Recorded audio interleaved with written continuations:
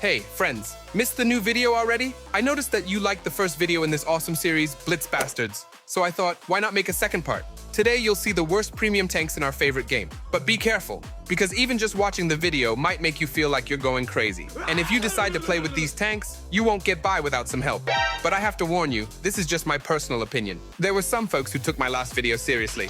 Also, today, my friends, I've prepared a cool giveaway right in time for the new year. So watch the video till the end and don't skip ahead. The giveaway could happen at any moment. Let's go.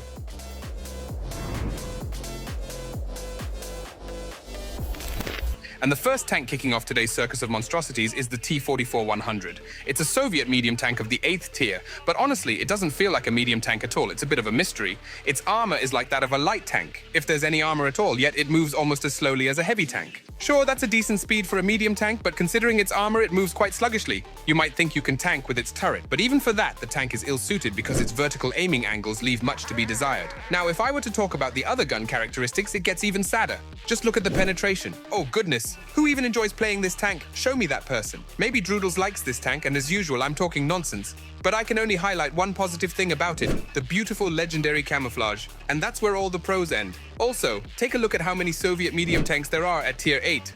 I'm not an expert, but it seems like they're all clones of the T-44-100 from different universes.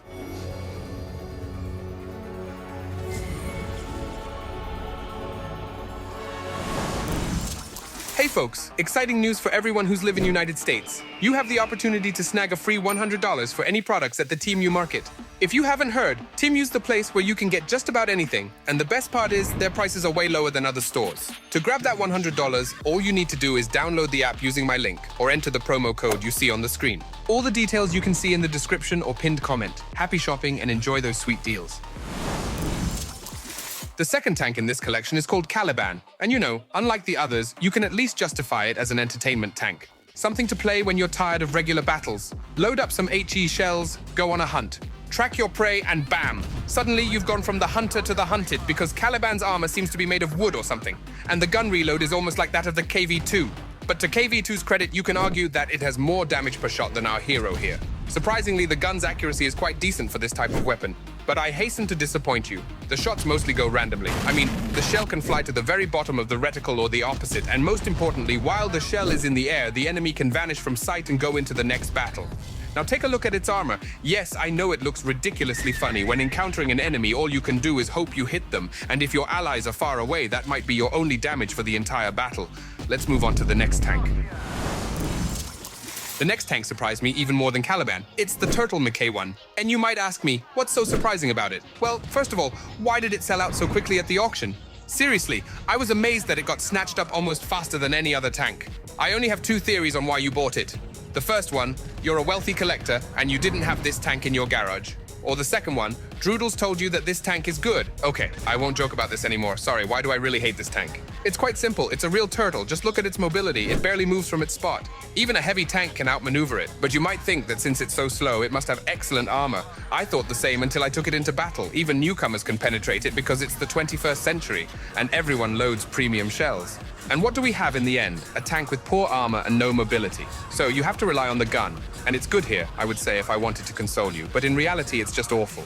A damage per minute of 3,000 for such a tank is simply shameful. Remember the AT-15A from the previous part? Well, its damage per minute was 3,400. And that's considering the tank is a tier lower than this one. And don't get me started on accuracy. Playing this tank feels like playing darts because the shell, like a dart, constantly goes in the wrong direction. Well, I sincerely hope you're a wealthy person and don't regret the gold you spent on this bucket. And if you don't own this tank, then congratulations, you've already passed half of the sanity test. The biggest trash is yet to come. And before we delve into the last two tanks, I'd like to congratulate these folks. You'll be receiving the tanks on your accounts shortly. Now, I want to organize another giveaway for you, just in time for the new year. The grand prize includes these two collectible tier 10 tanks. You'll have the chance to get one of these tanks absolutely for free. All you need to do to participate is to be subscribed to the channel, like this video, and leave any comment where you specify your in-game nickname, account ID, and the server you play on. I'll pick two lucky winners, and one will receive the AMX30B, while the other will get the T95E6. There will also be a third place with the consolation prize of the E25 tank. The results of the giveaway will be announced in the next video. I wish you all good luck. Now let's get back to our circus of monstrosities. Taking the honorable second place is the IS-2H. It's a Soviet premium tank of tier 8. and I would give this tank a medal for being the most useless tank in the game. Let me briefly tell you about it.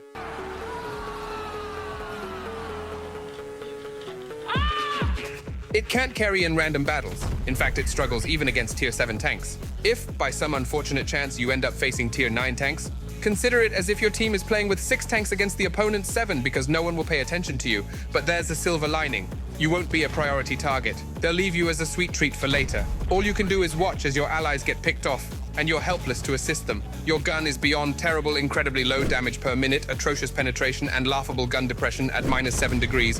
And that's not even mentioning the accuracy, which is on par with Caliban, if not worse. Add to that the fact that the primary shell is APCR, and the gun alone turns it into something dreadful. Now let's recall that the tank is painfully slow and its armor is just for show. When developers introduced this tank into the game, they probably didn't anticipate players using premium shells so extensively.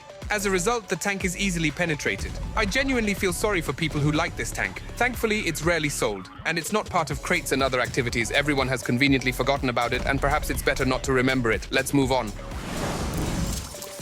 Have you already guessed who's taking the first place? I bet you haven't, considering there are so many tanks in the game. Well, I won't keep you waiting. It's the Tankenstein. I believe there's simply no tank worse than this at Tier 7. Yes, it has 2 gun options and its crew is practically indestructible, but it's still an awful tank. Despite the stats suggesting otherwise, after playing it, I just wanted to uninstall the game. Seriously, I played around 10 battles, and in every single one, the shots went in the wrong direction. The tank is so slow that by the time you reach a position, almost all enemies have already fired at you. And when they decide to engage you, you think, okay, the hull of the Tiger Porsche and the turret from the KV-4 will show me how to bounce enemy shots. But no, literally every shot goes through. Even random bounces never seem to happen for some reason. In short, I really dislike this tank, and I hate it now more than ever. And to top it off, it doesn't generate credits at all. That just broke me. Well, friends, how would you rate the tanks from this series? Perhaps you have any suggestions for the next part, or maybe you disagree with what I said in this video. Comments are open, and I'd be happy to discuss various things with you there. Most importantly, I want to congratulate you on the upcoming new year and wish you all the best. I really enjoy this festive atmosphere, and I hope you do too. Friends, I would like to share something with you. Recently, popular tank vlogger Droodles made a video in which he claimed that I provide you with false information. I hope you all understand that he was just trying to get more views by stirring up this situation. What he said in his video is complete nonsense. Just think about it. He claims that the Predator is an excellent tank and that the KPZ-70 is worth buying.